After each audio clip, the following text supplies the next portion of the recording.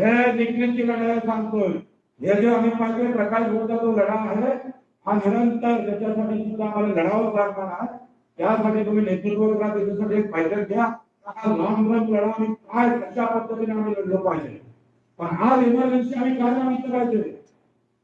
आम्ही पाहिजे पीक विम्याचे 4 टिकर कमी केले आणि 4 टिकर कमी केल्यानंतर आता त्यांनी पीक कापणीच्या प्रोग्रामाचा टिकर ठेवला. मागच्या वर्षी आकड्याची सरासरी काय होते 7 क्विंटलची, 7 क्विंटलची. हे काय करायला 2 क्विंटल, 2 क्विंटल 30-35 किलो काय.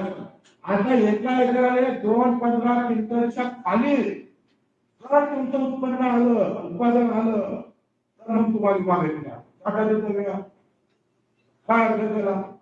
हा पीक कापणीच्या नंतरच्या अवधीमध्ये असं बदलण्यात आलं का आपण सातत्याने जर आम्ही पाहतोय, आम्ही जर विमा उचलत गेलो तर आमचं उत्पादन कमी दाखवल्यावर विमा भेटतो पीक कापणीच्या ह्याच्यावर.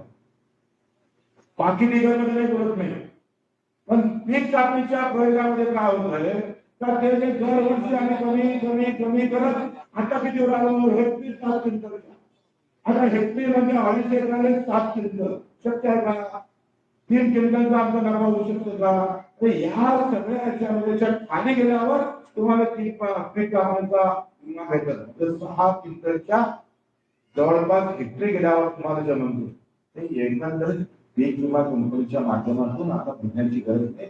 कारण 4 टिकर तुमच्या परीक्षा होते त्याचा पाऊस जो पडला त्याच्यानंतर जो फायदा येणार होता त्या कंपनीचा विम्याचा तो फायदा भेटणार नाही तुम्हाला. सरळ गोष्ट आहे.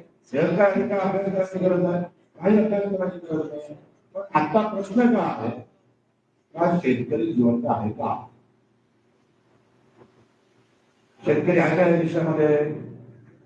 तुम्हाला वाटते का आहे म्हणून? तो तुम्ही मेली आहे, माडी आहे, पाटील आहे, ओबीसी आहे, मराठा आहे, दलित आहे, मुसलमान आहे, हिंदू आहे आणि दिसून उरला तर तो भाजपचा, राष्ट्रवादीचा, काँग्रेसचा, शिवसेनेचा, प्रहारचा. शेतकरी काय हो? शेतकरी असलं तर कोणा ऐकलं असतं? अरे भाषा इकडे बोललं तर आम्ही एका दिवशी सोडून देतो आणि आम्ही 100 रुपयाचा ड्रेस आमच्या माय बहिणीला असं म्हटलं हा आम्ही पाहिजे का 70 रुपयाचा घे, 60 रुपयाचा घे, त्याच्यातही कंजुषी करतोय आणि हर दिवसा हा 11,000 रुपये क्विंटलच्या भावाची शिफारस केली राज्य सरकारनं आणि केंद्र सरकारनं जाहीर केलं 8,100 रुपये.